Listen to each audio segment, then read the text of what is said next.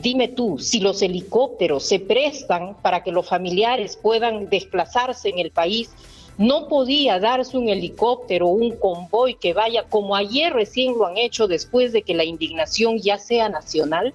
O sea, lo que tiene que hacer el Estado también es cumplir su rol. Y vamos a conversar ahora con Eliana Rebollar. Ella es la defensora del pueblo encargada en este momento en funciones. Muy buenos días, Eliana, muy gentil por atendernos. Nicolás, muy buenos días. Lo primero, defensora, es el tema de los ronderos. Hemos tenido no uno en los últimos días, sino dos incidentes.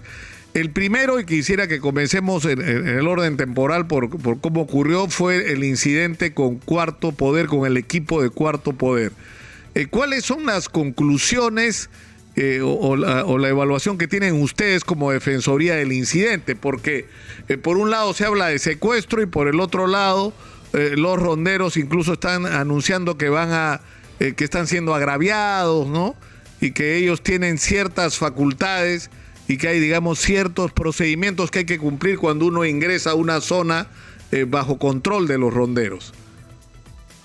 Sí, Nicolás, en realidad es un tema muy complejo, el rol que corresponde a las rondas campesinas en nuestro país. En este caso, nosotros, al tomar conocimiento por la producción de Cuarto Poder esa misma noche, hicimos contacto y ahí no sabíamos qué había ocurrido en los hechos en concreto, y hablábamos de la retención de las personas de prensa. Sin embargo, luego el Ministerio Público abrió la investigación donde incluía el tema de la libertad individual por el secuestro. Esa investigación está en curso. Entonces, acá tenemos una situación que es necesario dilucidar. Las rondas campesinas sí pueden ejercer determinados roles que están reconocidos en la Constitución, en su propia ley, en su propio reglamento. Pueden pedir información a las personas que entran, actúan en apoyo a las comunidades nativas, campesinas. Y eso es importante señalarlo porque eso sí pueden hacerlo. Sin embargo, en este caso, la intervención del fiscal es porque ha meritado varias circunstancias que han rodeado al hecho, como el haberles quitado las cámaras, haberles obligado, según se dice, a hacer una declaración pública, haberlos ya no retenido, sino privarles de la libertad de tránsito por más de 5 horas. Estas personas salieron por sus propios medios, no hicieron la denuncia respectiva, pero hace bien el Ministerio Público en abrir una investigación que además ha sido abierta contra los que resulten responsables. Y ahí hay un segundo punto de diferenciación. En el ámbito penal, que le corresponde al Estado, la responsabilidad es individual. Entonces sí, vamos a estar muy atentos de lo que pueda hacer el Ministerio Público, las diligencias que vaya a desarrollar para delimitar si efectivamente ha habido un secuestro y hacer la denuncia que corresponde. Pero el tema abre el debate de fondo de cuáles son los límites de las rondas campesinas. Y desde la Defensoría del Pueblo nosotros siempre hemos alentado esta organización y hemos exigido desde el Estado que sean respetadas por cualquier funcionario de cualquier nivel. Pero también hemos hecho pedagogía con ellos de los límites que debe darse a su actuación, y el límite es el respeto por la dignidad humana, las libertades fundamentales, los derechos fundamentales, en esencia los derechos humanos. Entonces no puede atribuírseles el tema de la responsabilidad de investigar delitos, por ejemplo. Y con eso quiero deslindar que muchos representantes de rondas han hecho un llamado enérgico para que no se apliquen sanciones de este tipo. Y eso es importante relevarlo porque tienen un rol importante para la seguridad, para la pacificación, para resolver los problemas cotidianos que ocurren entre ellos. Claro, o sea, yo creo que vivimos en un país, defensora, lamentable y profundamente desencontrado.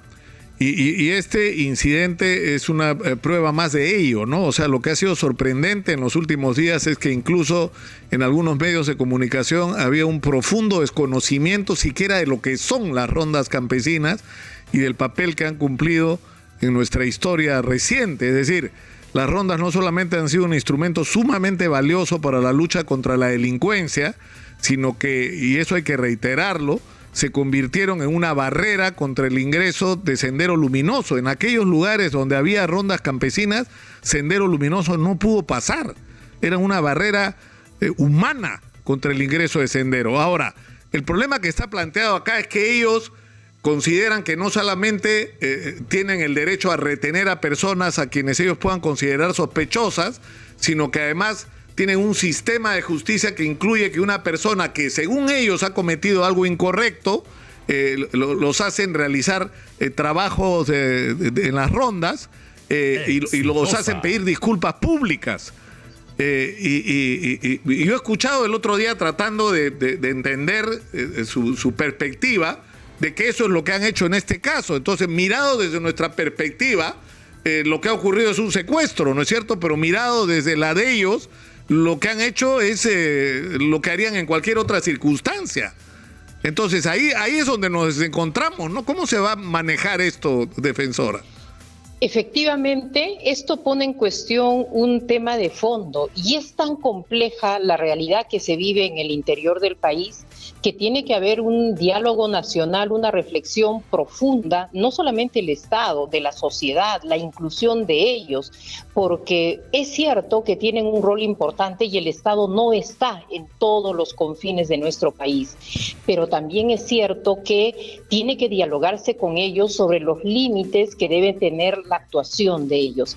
Ahora, esa confusión que tú señalas es una confusión que también se da con el tema de los comités de autodefensa, que han tenido un nacimiento completamente distinto al de las rondas, han estado vinculados más con la lucha contra el terrorismo y han tenido un rol efectivo en ello, salvando los casos individuales en los que también han tenido que responder por excesos, pero tenemos una justicia comunal por un lado, comités de autodefensa, que dicho sea de paso hay una ley que pretende darles armamento de uso civil y que se amplíen a nivel nacional, con lo cual las propias rondas campesinas están en desacuerdo. Entonces sí se necesita que este caso de los periodistas y el caso de las 7 mujeres de Patás, que han sido torturadas lleve a esta reflexión. Claro, tú has hablado, defensora, de los límites, ¿no? Y lo que ha pasado con estas mujeres es inadmisible, ¿no es cierto? O sea, nosotros, Exitosa Trujillo ha hecho una cobertura extraordinaria. Es más, ellos han expresado su preocupación y su molestia, y entiendo ayer la indignación de Lucho Aguilar, nuestro conductor principal en Trujillo, llamando la atención de que esto tiene más de una semana y que nosotros hemos estado desde Exitosa Trujillo llamando la atención. Oigan, están reteniendo acá a estas mujeres, hay denuncias que hay violencia contra ellas, y no había una reacción ni de la policía ni del Ministerio Público como hubiera correspondido con respecto a este tema. Pero lo cierto es que hemos visto imágenes desgarradoras de una mujer golpeada, que la estamos viendo en pantalla en este momento, que fueron proporcionadas por su hijo, que viajó al enterarse de lo que estaba ocurriendo, y imágenes de una mujer colgada de un pie, y todas estas historias de retención. Ahora, lo que es increíble es que las están acusando de hechicería, es decir, de haberle producido mal a otras personas, y la gente, Eliana, está convencida de que esto ha sido así. Es decir, de que hay una serie de personas que han enfermado, incluso han muerto, a raíz de la intervención de estas mujeres. Entonces, ¿cómo se maneja una situación de esta naturaleza?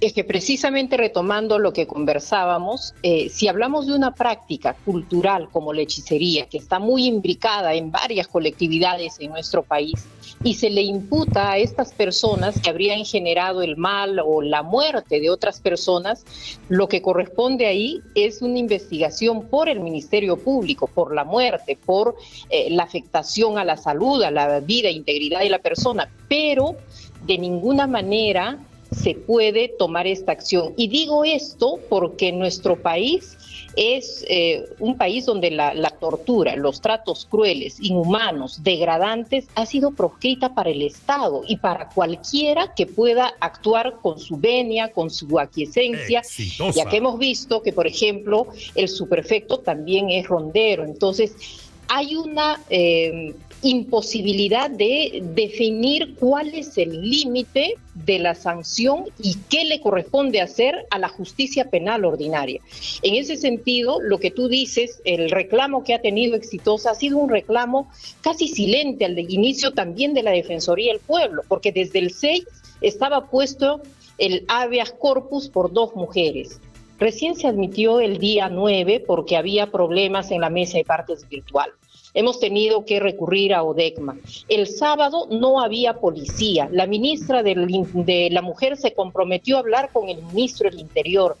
Dime tú, si los helicópteros se prestan para que los familiares puedan desplazarse en el país, ¿no podía darse un helicóptero, un convoy que vaya, como ayer recién lo han hecho después de que la indignación ya sea nacional?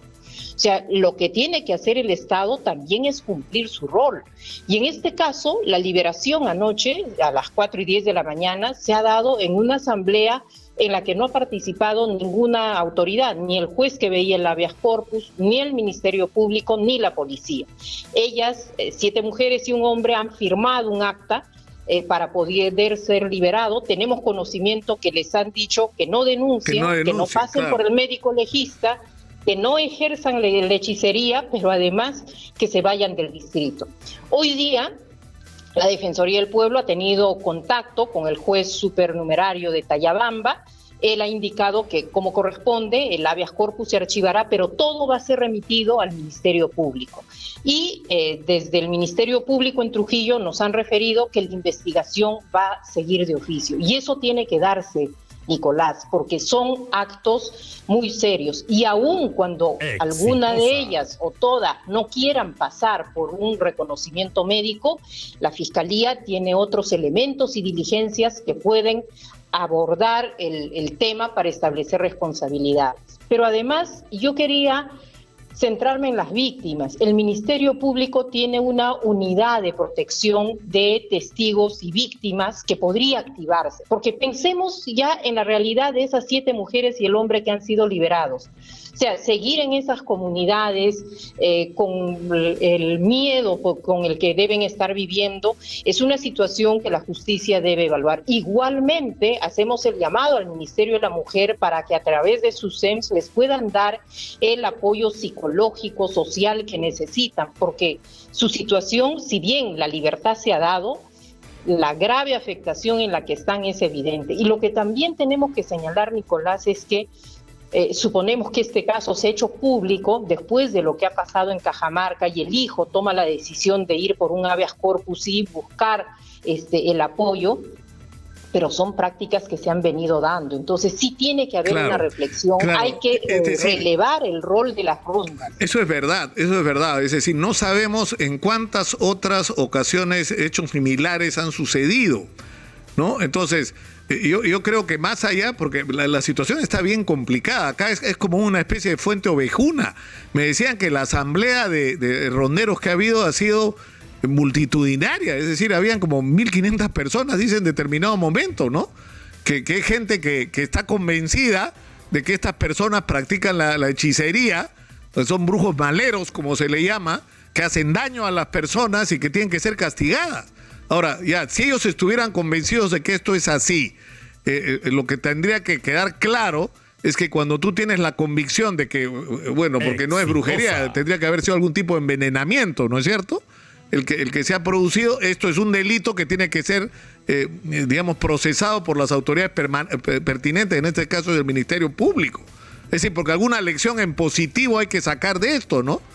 Efectivamente, y nosotros consideramos en la Defensoría que este lamentable y dramático hecho, que ha sido conocido porque hay filmaciones, hay imágenes de una de las víctimas y muchas tendrán un doloroso silencio que guardar, pero tiene que ser una oportunidad para que no dejemos pasar el hecho y más bien se abra este debate y esta reflexión sobre el rol y los límites. Creo que el diálogo de culturas que se tienen que encontrar es importante y no centrarse en poner los límites de que sí hay una justicia comunal que sanciona y puede vulnerar derechos fundamentales. La justicia penal tiene que hacer su trabajo, pero también hay un rol de los medios de comunicación, de la propia sociedad, de los organismos defensores de derechos para abrir el debate.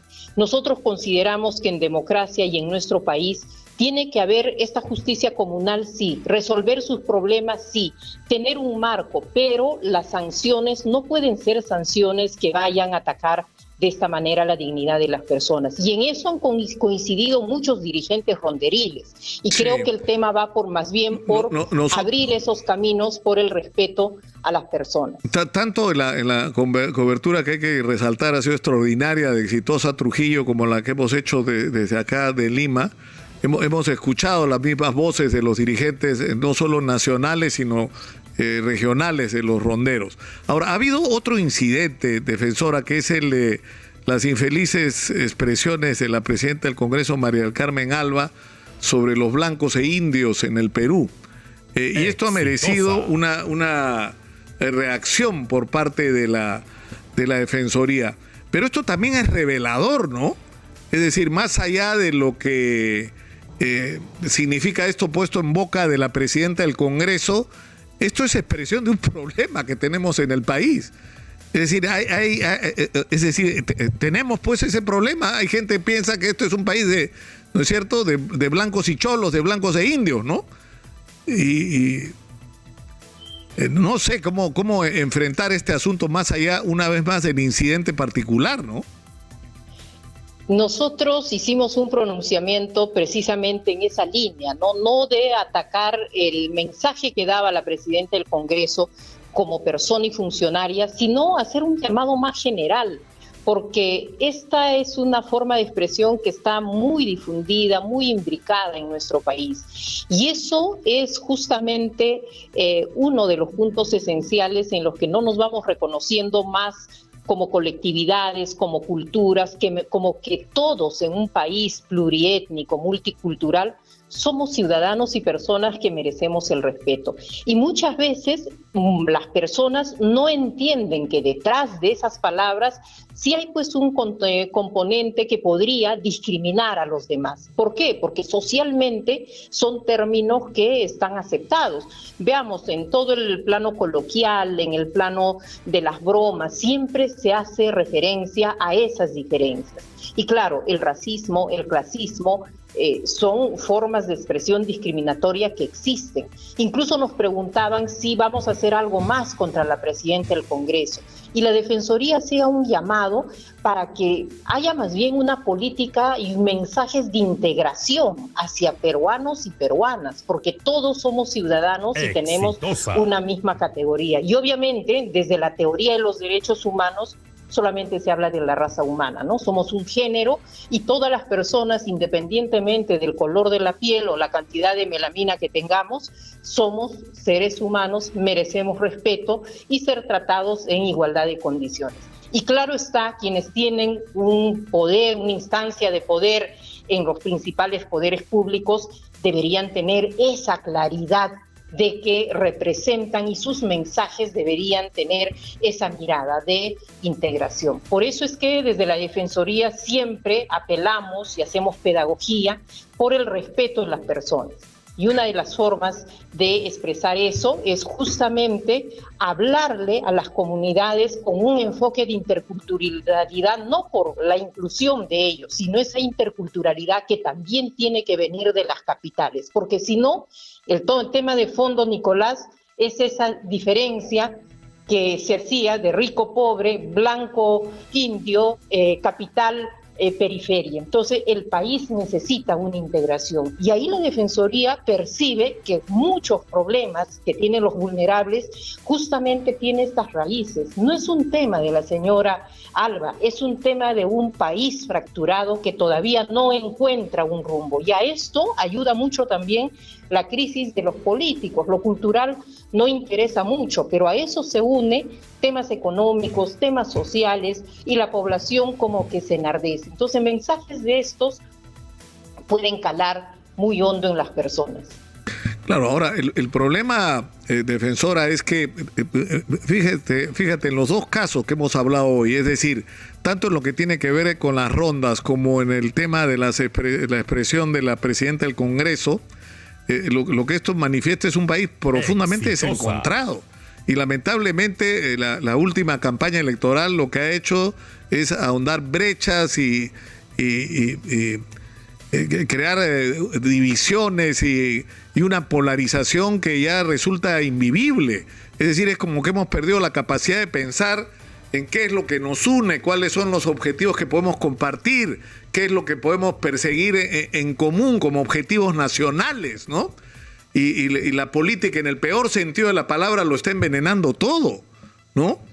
Ahondando las diferencias. Una reflexión, ¿no?, sobre lo que señala, a raíz de esta construcción del terraplén para que pueda posarse helicópteros del ejército peruano, nosotros tuvimos una reunión con el ministro de Defensa y precisamente por primera vez tenemos un presidente del país más del Perú profundo, un presidente rural. Entonces, si uno revisa las formas como él puede desplazarse, antes los presidentes eran más urbanos, por decir lo mínimo, era moverse de un distrito a otro. Hoy ese presidente tiene que moverse hasta su comunidad. Entonces, acá tenemos, por lo que tú señalas, una mirada de un ejercicio de poder desde dentro, pero ese ejercicio de poder para la Defensoría del Pueblo debió darse con mucho más muestras de apertura a los medios de comunicación, con mucho más encaje con la problemática que tiene la población que ha confiado en el presidente. Y claro, lo que estamos viendo son actos de corrupción. No está en cuestión el hecho de cómo lo trasladamos, sino cómo es que se está haciendo el uso de los bienes públicos, el uso de la función pública que está frustrando a la población. Y eso en su momento, cuando tuve oportunidad de hablar con el presidente, le dije, la población todavía en el interior confía en él. Entonces, este desencuentro debería tomar un rumbo, pero vemos que los actores, toda la clase política, como que todavía no encuentran un rumbo de salida a esta situación. Defensora, muy agradecido por esta conversación, ha sido muy gentil, como siempre, por supuesto. Muchas gracias. Gracias, Nicolás. Muchas gracias. Eliana Rebollar, defensora del pueblo encargada, ha estado con nosotros.